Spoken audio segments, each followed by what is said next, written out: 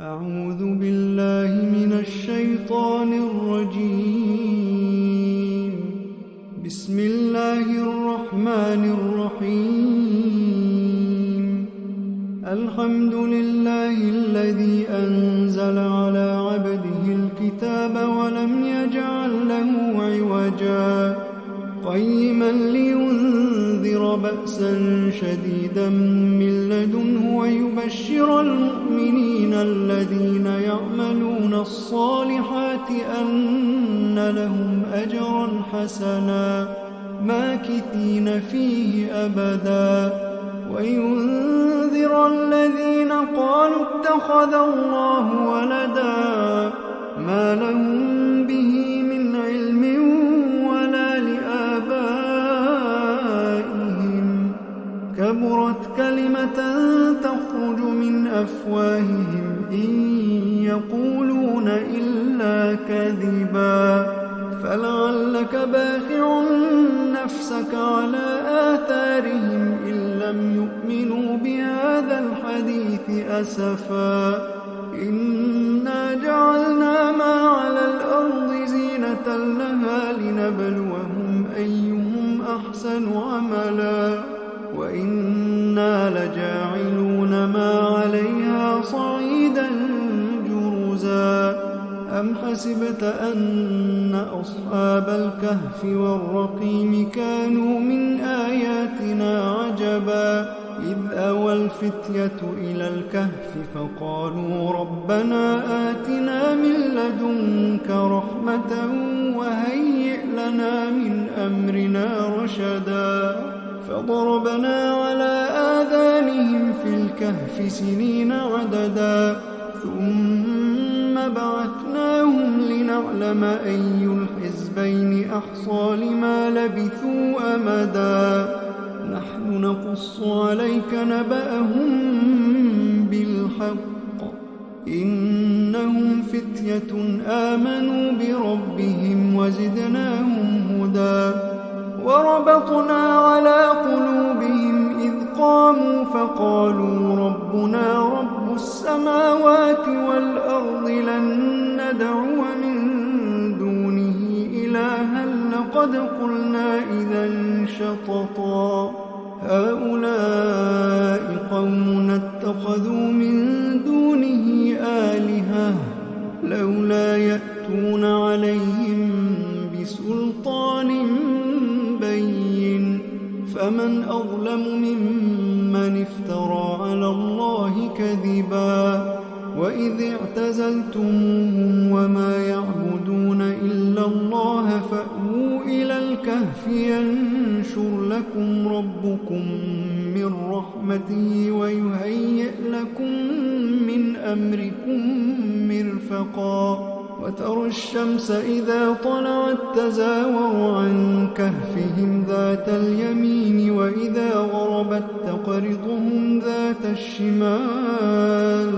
وإذا غربت تقرضهم ذات الشمال وهم في فجوة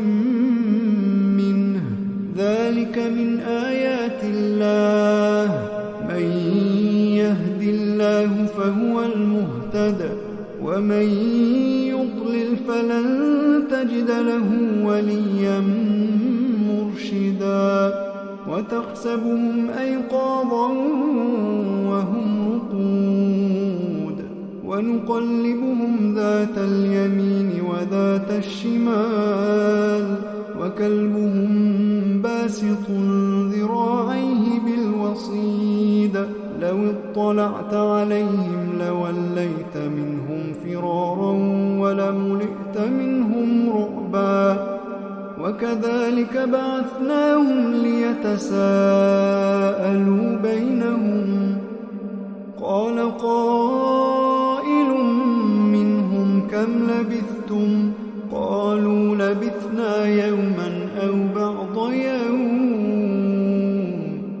قالوا ربكم أعلم بما لبثتم فبعثوا أحدكم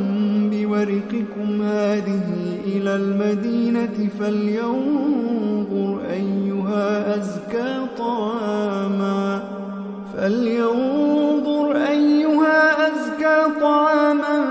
فليأتكم برزق منه وليتلطف ولا يشعرن بكم أحدا إنهم إن يظهروا عليكم يرجموكم أو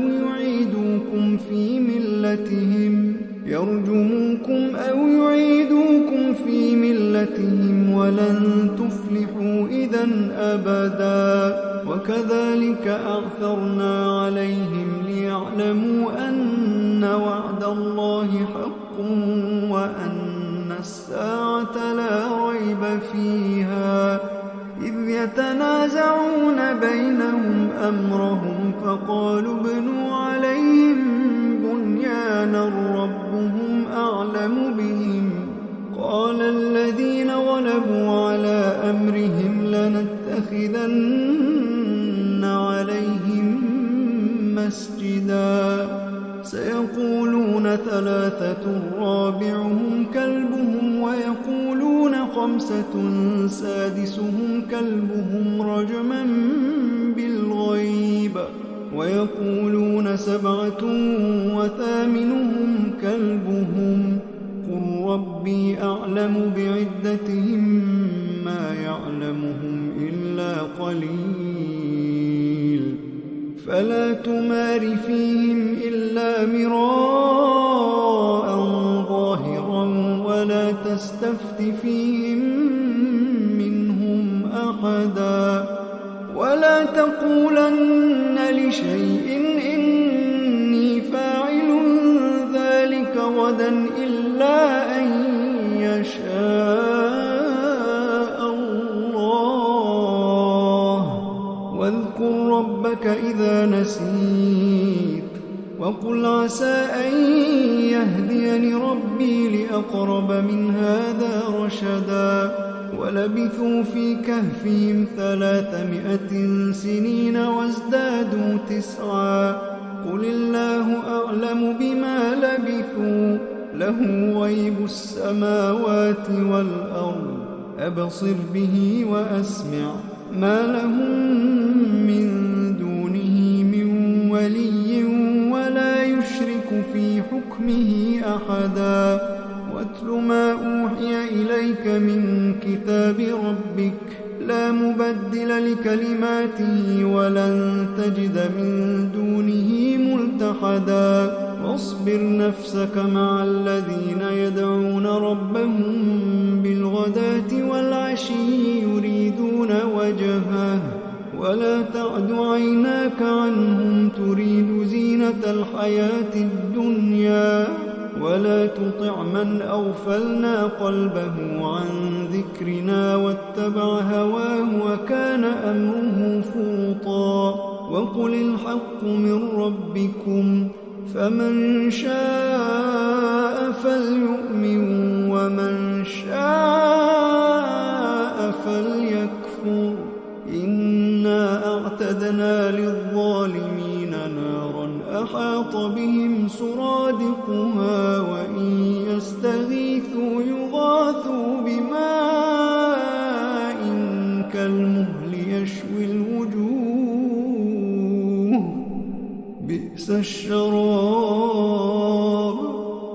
بئس الشراب وساءت مرتفقا إن الذين آمنوا وعملوا الصالحات إنا لا نضيع أجر من أحسن عملا أولئك لهم جنات عدن تجري من تحتهم الأنهار يحلون فيها من أساور من ذهب ويلبسون ثيابا خضرا من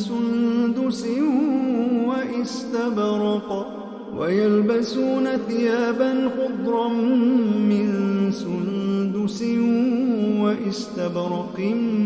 متكئين فيها على الأرائك نعم نعم الثواب وحسنت مرتفقا واضرب لهم مثلا الرجلين جعلنا لأحدهما جنتين من أعناب وحففناهما بنخل وجعلنا بينهما زرعا كلتا الجنتين آتت أكلها ولم تظلم منه شيئا وفجرنا خلالهما نهرا وكان له ثمر فقال لصاحبه وهو يحاوره أنا أكثر منك مالا وأعز نفرا ودخل جنته وهو ظالم لنفسه قال ما أظن أن تبيد هذه أبدا وما أظن الساعة قائمة ولئن رددت إلى ربي لأجدن خيرا منها منقلبا قال له صاحبه وهو يحاوره أكفرت بالذي خلقك من تراب ثم من نطفة ثم سواك رجلا لكن هو الله ربي ولا أشرك بربي أحدا ولولا إذ دخلت جنتك قلت ما شاء الله لا قوة إلا بالله إن ترني أنا أقل منك مالا وولدا فعسى ربي أن يؤتيني خيرا من جنتك ويرسل عليها حسبانا من السماء فتصبح صعيدا زلقا أو يصبح ماؤها غورا فلن تستطيع له طلبا وأحيط بثمره فأصبح يقلب كفيه على ما أنفق فيها وهي خاوية على عروشها ويقول يا ليتني لم أشرك بربي أحدا ولم تكن له فئة ينصرونه من دون الله وما كان منتصرا هنالك الولاية لله الحق هو خير ثوابا وخير عقبا واضرب لهم مثل الحياة الدنيا كماء أنزلناه من السماء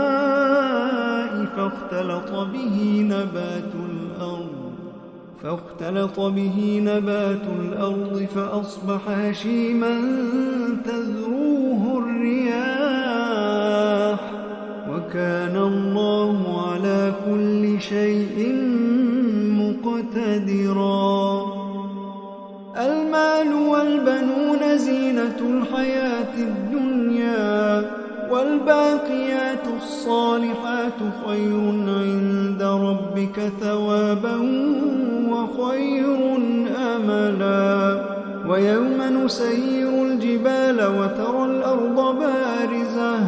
وحشرناهم فلم نغادر منهم أحدا وعرضوا على ربك صفا لقد جئتمونا كما خلقناكم أول مرة بل زعمتم أن لن نجعل لكم موعدا ووضع الكتاب فترى المجرمين مشفقين مما فيه ويقولون يا ويلتنا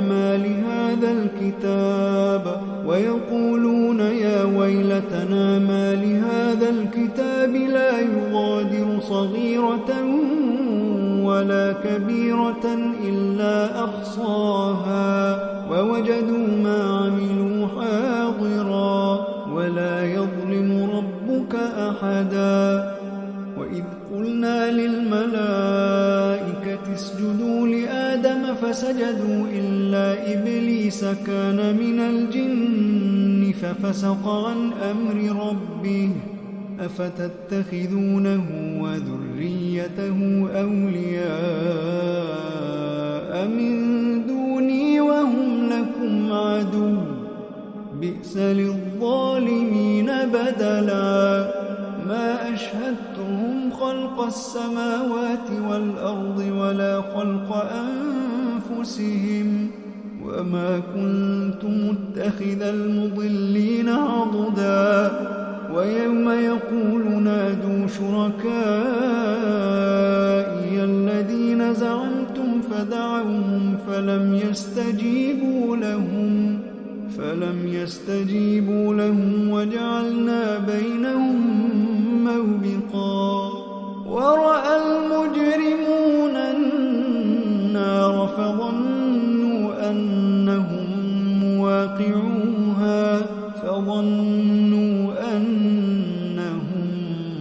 مواقعوها ولم يجدوا عنها مصرفا. ولقد صرفنا في هذا القرآن للناس من كل مثل وكان الإنسان أكثر شيء جدلا. وما منع الناس أن يؤمنوا إذ جاءهم الهدى ويستغفروا ربهم إلا أن تأتيهم سنة الأولين أو يأتيهم العذاب قبلا. وما نرسل المرسلين إلا مبشرين ومنذرين ويجادل الذين كفروا بالباطل ليدحضوا به الحق واتخذوا آياتي وما أنذروا هزوا. ومن أظلم ممن ذكر بآيات ربه فأعرض عنها ونسي ما قدمت يداه إنا جعلنا على قلوبهم أكنة أن يفقهوا وفي آذانهم وقرا وإن تدعهم إلى الهدى فلن يهتدوا إذن أبدا. وربك الغفور ذو الرحمة لو يؤاخذهم بما كسبوا لعجل لهم العذاب بل لهم موعد لن يجدوا من دونه موئلا. وتلك القرى أهلكناهم لما ظلموا وجعلنا لمهلكهم موعدا. وإذ قال موسى لفتاه لا أبرح حتى أبلغ مجمع البحرين أو أمضي حقبا فلما بلغا مجمع بينهما نسيا حوتهما فاتخذ سبيله في البحر سربا. فلما جاوزا قال لفتاه آتنا غداءنا لقد لقينا من سفرنا هذا نصبا. قال أرأيت إذ أوينا إلى الصخرة فإني نسيت الحوت وما أنسانيه إلا الشيطان أن أذكره واتخذ سبيله في البحر عجبا. قال ذلك ما كنا نبغي فارتدا على آثارهما قصصا فوجدا عبدا من عبادنا آتيناه رحمة من عندنا وعلمناه قال له موسى هل أتبعك على أن تعلمني مما علمت رشدا قال إنك لن تستطيع معي صبرا وكيف تصبر على ما لم تحط به خبرا قال ستجدني إن شاء الله صابرا قال ستجدني إن شاء الله صابرا ولا أعصي لك أمرا قال فإن اتبعتني فلا تسألني عن شيء حتى أحدث لك منه ذكرا فانطلقا حتى إذا ركبا في السفينة خرقها قال أخرقتها لتغرق أهلها لقد جئت شيئا إمرا قال ألم أقل إنك لن تستطيع معي صبرا قال لا تؤاخذني بما نسيت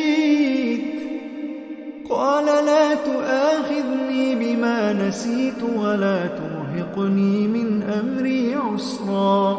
فانطلقا حتى إذا لقيا غلاما فقتله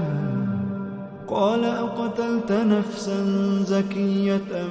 بغير نفس لقد جئت شيئا نكرا قال ألم أقل لك إنك لن تستطيع معي صبرا قال إن سألتك عن شيء بعدها فلا تصاحبني قد بلغت من لدني عذرا فانطلقا حتى إذا أتيا أهل قرية استطعما أهلها فأبوا أن يضيفوهما فوجدا فيها جدارا يريد أن ينقض فأقامه قال لو شئت لاتخذت عليه أجرا قال هذا فراق بيني وبينك سأنبئك بتأويل ما لم تستطع عليه صبرا أما السفينة فكانت لمساكين يعملون في البحر فأردت أن أعيبها وكان وراءهم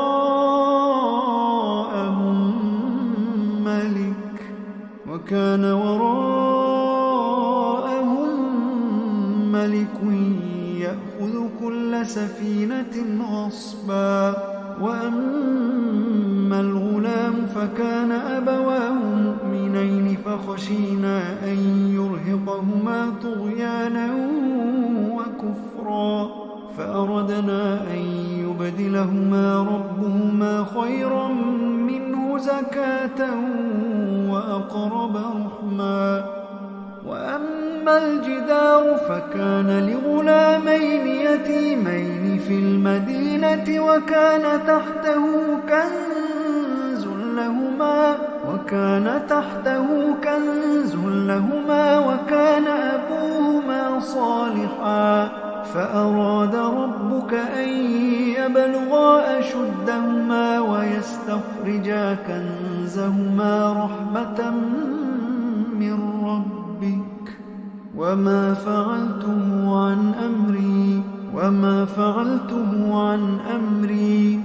ذلك تأويل ما لم تسطع عليه صبرا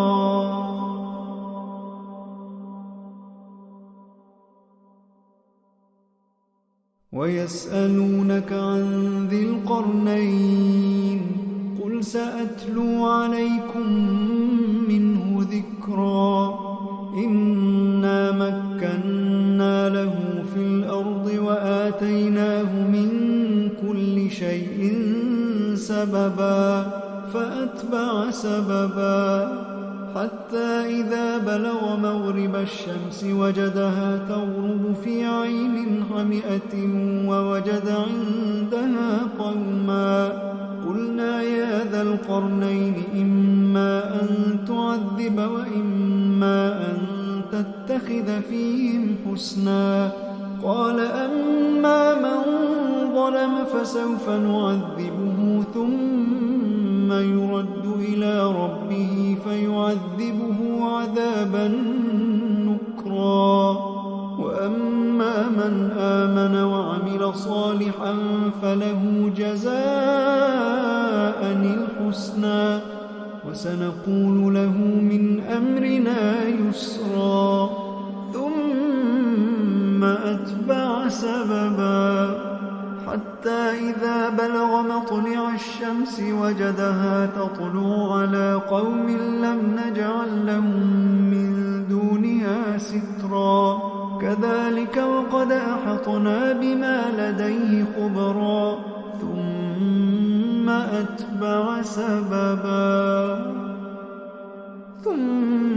أتبع سببا حتى إذا بلغ بين السدين وجد من دونهما قوما لا يكادون يفقهون قولا. قالوا يا ذا القرنين إن يأجوج ومأجوج مفسدون في الأرض فهل نجعل لك خرجا على أن تجعل بيننا وبينهم سدا. قال ما مكني فيه ربي خير فأعينوني بقوة أجعل بينكم وبينهم ردما. آتوني زبر الحديد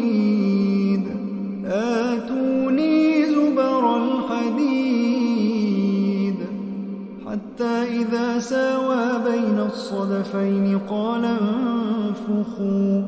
حتى إذا جعله نارا قال آتوني أفرغ عليه قطرا.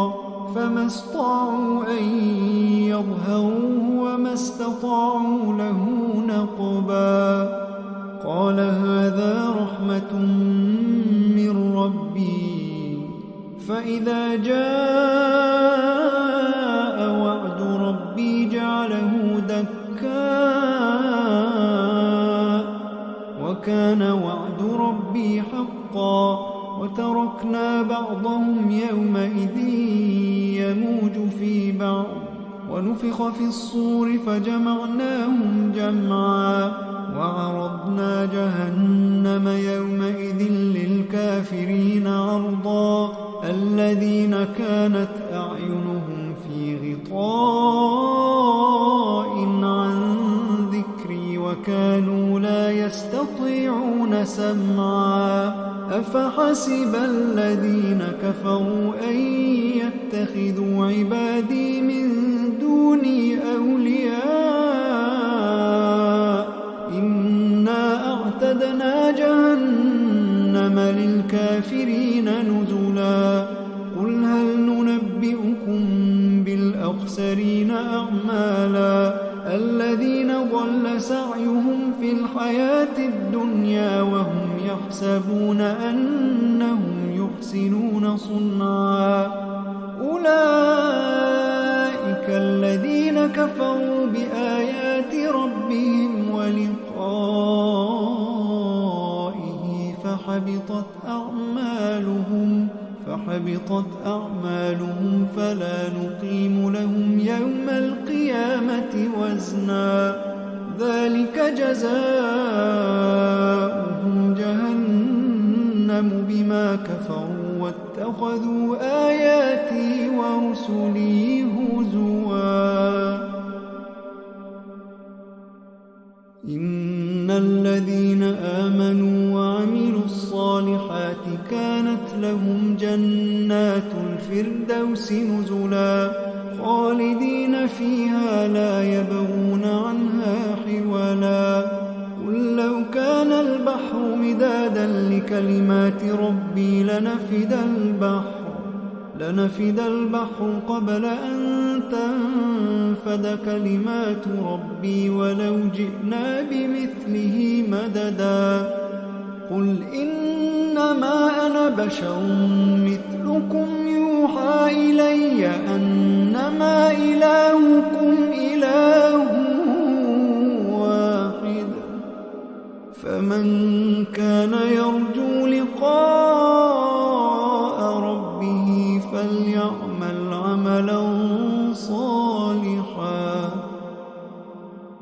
فليعمل عملا صالحا ولا يشرك بعبادة